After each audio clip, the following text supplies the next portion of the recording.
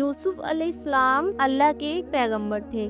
حضرت یعقوب علیہ السلام کے سب سے پیارے بیٹے تھے، سب بھائیوں میں سب سے زیادہ خوبصورت تھے۔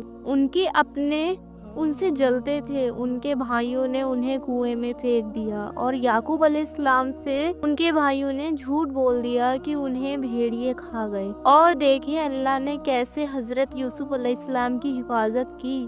پیارے اللہ کا پلان ہی کچھ اور تھا، اور ایک کارواں آیا اور انہیں کنویں سے نکال کے لے گیا، جہاں انہیں غلام بنا کے بیچ دیا، اور مصر کے راجا نے انہیں خرید لیا اور اپنے محل میں رکھ لیا، اور اللہ نے ان کی پرورش ایک اچھے شان و شوکت جگہ کرنا تھی اور مصر کا راجا بنانا تھا۔ جو اللہ کا پلان دیکھیے کیسے انہیں مصر کا راجا بنا دیا۔ ہمارے پیغمبروں کے اوپر جو پریشانیاں آئیں، انہیں پتا تھا کہ یہ آزمائشیں ہیں اور اللہ کی کچھ بڑی پلاننگ ہے۔ انہوں نے اپنی اس آزمائشوں پر صبر کرا اور اللہ سے کوئی شکایت نہیں کی۔ انہیں پہلے سے اس بات کا علم تھا کہ یہ جو ہو رہا ہے اس کے پیچھے کوئی حکمت اللہ کی ہے، کوئی بہت بڑی پلاننگ ہے۔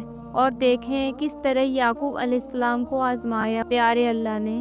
یعقوب علیہ السلام کی حصے میں دعائیں مانگنا لکھ دیا، اور اللہ نے انہیں اتنے سالوں تک دعاؤں میں لگائے رکھا، اور جہاں تک کہ ان کی آنکھوں کی روشنی بھی چلی گئی تھی۔ انہیں پتا تھا کہ اللہ ہمیں آزما رہا ہے۔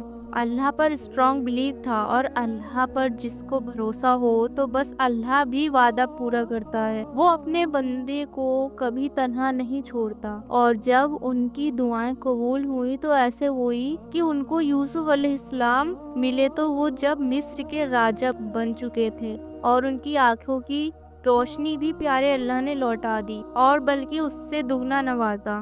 آپ کو آزمایا جا رہا ہے تو آپ ہرگز شیطان کے بہکاوے میں نہ آنا۔